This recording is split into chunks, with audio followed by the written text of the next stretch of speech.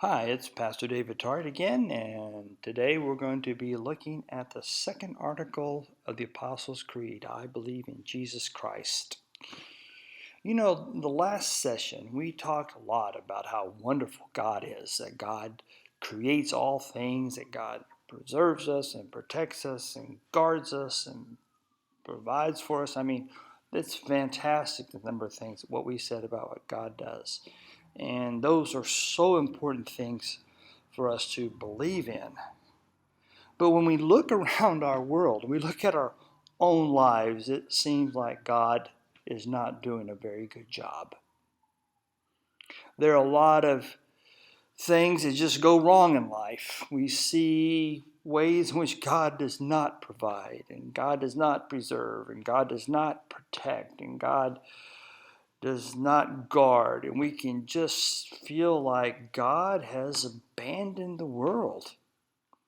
In fact, a lot of people struggle with this because they look at the bad things that happen in their own lives or bad things that happen to other people and their loved ones, and they think, well, if God is so loving, why does God allow bad things to happen to good people? If God is so perfect and wonderful, why all this pain and suffering in our world? And many people get stuck there and they give up on God. They ignore God. They figure, what's the use for God if God allows bad things to happen? And this is why it's so important that we believe in the second article of the Creed, because, and this is the important thing to remember, Jesus is God's answer to an imperfect world, to a world where bad and awful things happen to us and to our loved ones and to throughout the world.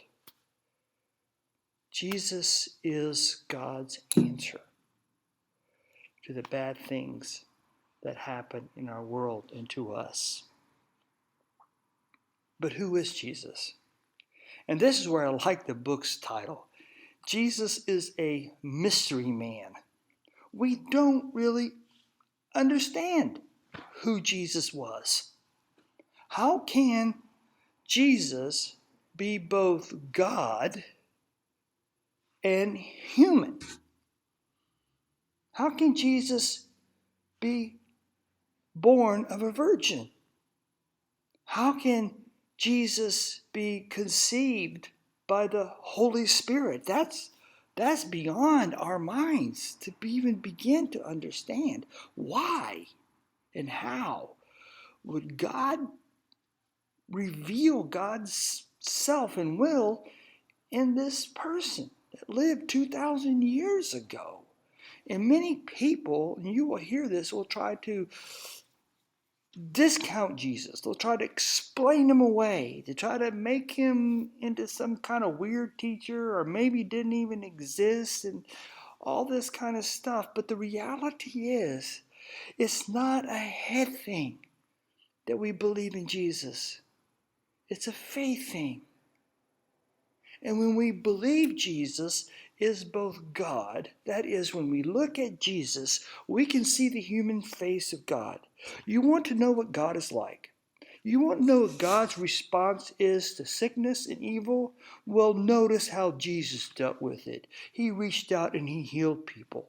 You want to know how God feels about people being hungry? Go see how Jesus fed 5,000 people. You want to know how God feels about people dying? Well, go read the story about how Jesus raises Lazarus from the dead.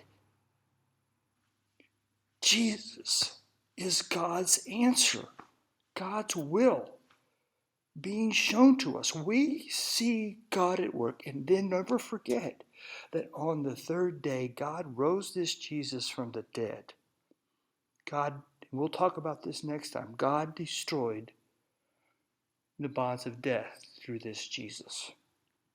This is the human face of God. You want to know God. You want to know what God's like. You don't have to read about it in a book. You don't have to go on some mountain and pray about it. You just got to read the story of Jesus. and you'll find out about God. But yet also remember, and the book does a good job of this, Jesus is totally human. I think a lot of times we forget this, or we don't understand it. They want to make God into some kind of Superman, goes around and does tricks, does magic. Something like Batman or something, unbelievable powers. But really, that doesn't capture just how human Jesus was. He struggled with pain, and he had doubts, and he had to grieve, and he got angry, and he did everything that a human being like me and you experience. He had family. He had friends who abandoned him and betrayed him. He knows what it's like to be human, to be hungry. But also he knows what it's like to be happy and to rejoice. He knows what love is like. He knows what compassion is like. He knows what fun is like. Jesus has been there, human. And that's the power of Jesus. Because yes, Jesus is the human face of God. But it's also God saying, God knows what it's like to be you. God doesn't exist some far off heaven, but God is here with you and with me, experiencing all of life, filling all of life with grace and presence. God knows what it's like to be you. God understands what it's like to be you and me. We don't have to believe in a distant, far off, unfeeling God. Because in Jesus, we see the God who knows us, who knows what it's like to be human. Jesus is totally God, yet Jesus is also totally human. And that's the power of Jesus.